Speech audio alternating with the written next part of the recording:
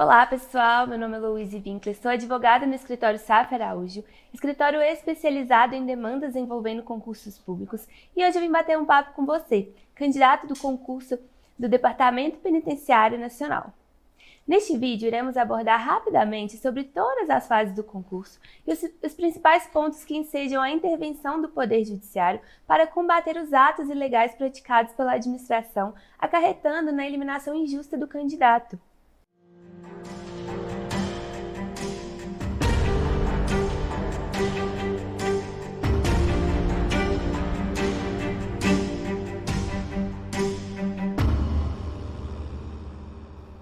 A banca escolhida para executar o certame foi o Sebrasp, banca marcada por diversas irregularidades em concursos recentes, como Polícia Federal, PRF e no DPEM não poderia ser diferente.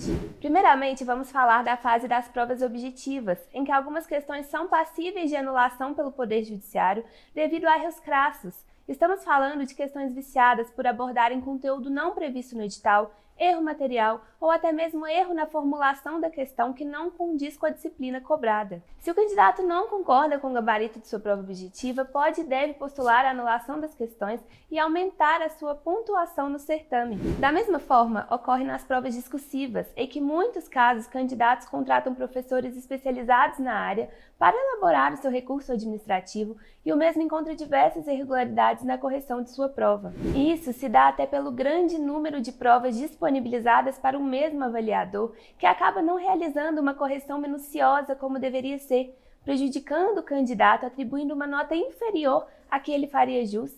Da mesma forma, o Poder Judiciário poderá ser acionado com a realização de um pedido de perícia para que um profissional nomeado pelo juiz possa recorrigir a sua prova e, caso os erros fiquem constatados, você poderá retornar ao certame. Superadas as avaliações de conhecimento, é hora do exame de aptidão física, em que o candidato será submetido a exercícios previstos no edital, a depender do cargo, como por exemplo, flexão em barra fixa, abdominal, corrida. E o que é importante observar nessa etapa é a contagem das repetições pelos avaliadores, a competência técnica para aquele avaliador estar desempenhando tal função e principalmente as condições de realização dos testes para que não tenha falta de isonomia na realização entre os candidatos. Nas ações judiciais, solicitamos as filmagens do teste para demonstrar irregularidades na avaliação do candidato, apontando de forma clara e objetiva para o juiz a necessidade de anular o ato por ausência de isonomia da realização do teste ou ausência de razoabilidade. Outra etapa importante é a fase da avaliação de saúde, em que o candidato realiza uma série de exames previstos no edital para comprovar a plena capacidade para exercer as funções pretendidas. Contudo, o candidato somente poderá ser eliminado nessa etapa se o fator que te eliminou estiver diretamente ligado com a natureza da função pretendida. Um exemplo comum é a administração eliminar um candidato em razão de histórico de cirurgia em algum membro do corpo que não deixou sequelas e não causa limitação funcional. Isso caracteriza uma eliminação ilegal. Nos processos, poderemos requerer uma perícia judicial em que o juiz irá nomear um médico ligado à especialidade que eliminou o candidato para verificar a validade do exame, bem como se o mesmo foi realizado por profissional da área e se aquele fator de inaptidão de fato acarreta limitação funcional no candidato. Agora iremos abordar a etapa mais subjetiva dos certames, que é a etapa psicológica, a qual são aplicados testes psicotécnicos nos candidatos. Contudo, a realização dessa etapa precisa estar em conformidade com as diretrizes do Conselho Federal de Psicologia. É comum que a administração não observe a necessidade de critérios objetivos na execução do teste, ou realize uma análise conjunta, apontando supostas inaptidões em apenas algum dos testes aplicados. Essa etapa causa grande indignação dos candidatos, pois após serem aprovados em todas as fases, se deparam com uma eliminação imotivada e ilegal.